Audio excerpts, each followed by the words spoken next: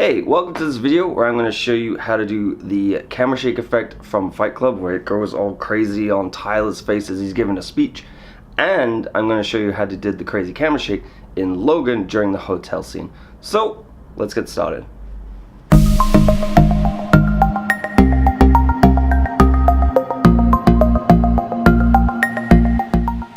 For the first scenario, we're going to do it completely in post where we film it on a static tripod. We're going to add some camera shake and then we're going to stabilize that footage to give it that crazy shaking effect, as well as add motion blur as well to try and sell it. We're doing a couple of things to help with that. So what you're going to do is throw your camera on a tripod, hit record, film whatever it is that you're going to do, nice and locked off. Make sure that you're stood a little bit further away so that you have some framing, because when we add the camera shake and when we add the stabilization, you're going to have to punch in a little bit and you want your subject in the frame, not cut off by anything. So give yourself that little bit of an extra room around yourself just for safety, so that you can do this without having any black bars or anything showing up around the sides. So we can do this effect in a number of ways. We can try and do a lot of it in camera, we can try and do a lot of it in post. We're going to do a combination of the two.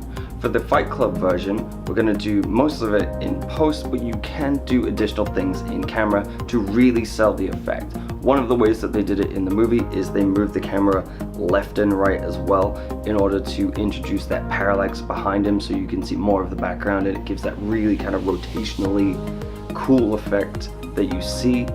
But you can still kind of get a really cool effect in After Effects with this. So what you first do is import all your footage, drop it into a new composition, and you're going to bring down the position, hit Alt, click on the stopwatch, and you're going to type an expression, W equals wiggle, then the amount that you want to do, colon, hit enter, not on the number pad but just the regular enter, because that'll take you to a new line. You're going to do open bracket, W, open bracket, 0, close bracket, comma, value, open bracket 1, close bracket, then hit enter on the number pad, because that will actually close that, or just click away, and that will actually add this expression to your footage. We only applied the camera shake to the x-axis, which is left and right. That is what the effect is, shaking left and right, not crazy and all over the place. So that's what we want to do. I don't know this expression off by heart. I did look it up, but it's a very simple expression. It basically just allows you to apply it only in one direction, which is the x-axis, which is perfect for this, and I'm sure you can just change it a little bit to apply it to the y. Then what we're going to do is we're going to pre-compose our layer. We need to move all attributes into a new composition. This is so that we can now track the footage with the camera shake baked in. Otherwise, if you do this, it will just do it to the layer and it will just be a static frame, so it won't do the effect that we want. Place a tracker onto the footage, track the footage all the way through, choosing a point that is consistent throughout, that doesn't go crazy, kind of on the face preferably, because that's what we want to spend the focus on.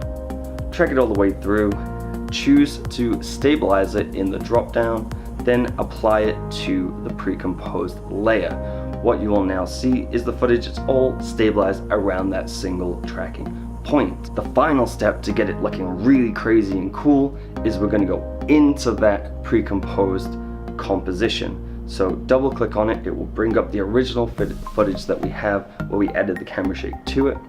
And then all we do is enable motion blur. We're doing this as a second stage after we've tracked it, so we get a really good track and it's not too difficult. And also it will just kind of push it a little bit further beyond what we need to actually do. Gives it a really nice, cool effect and that kind of very stroby look that we're going for.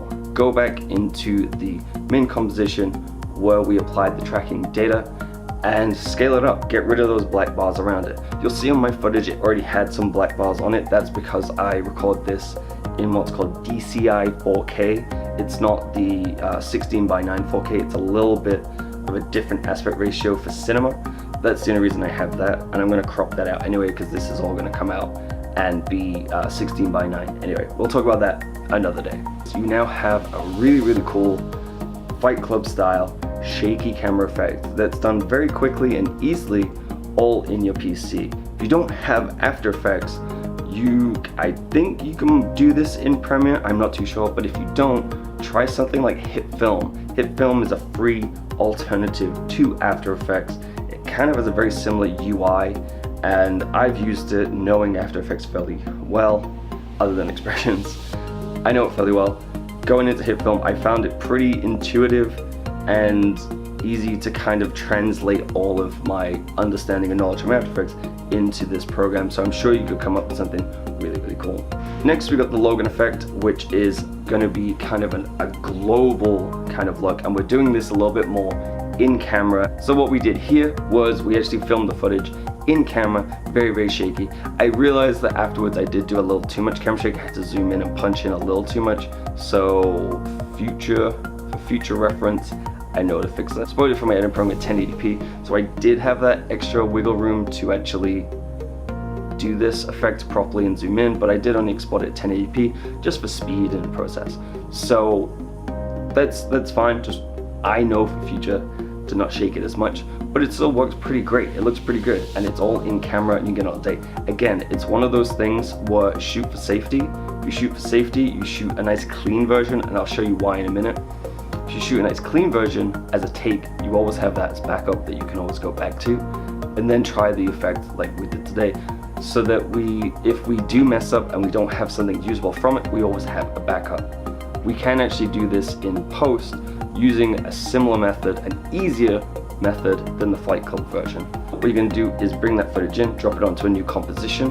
You're going to bring up the position by pressing P, layer selected, hit P on the keyboard, alt click on the stopwatch and type wiggle, open bracket, the amount that you want to do, comma, the amount of shake you want, close bracket, hit enter on the number pad or click away. That way you have just got camera shake on everything. Then we're going to pre-compose the layer as we did in the first time. Remove all attributes, make sure the name is something different. That's totally fine, just call it Logan Effect or whatever. Then change it to stabilize, apply it to the layer, and you'll see it be all crazy. We're then going to go into the pre-comp, turn on motion blur as we did last time, go backwards to the other comp, and we're going to scale it up.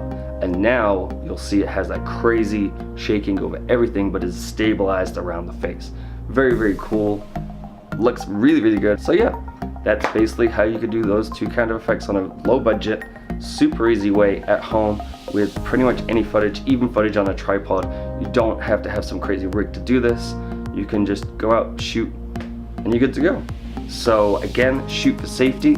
Make sure that you keep the framing nice and wide so that you have more space to punch in. Remove those borders when you get that camera shake effect in there, if you're gonna add more to it.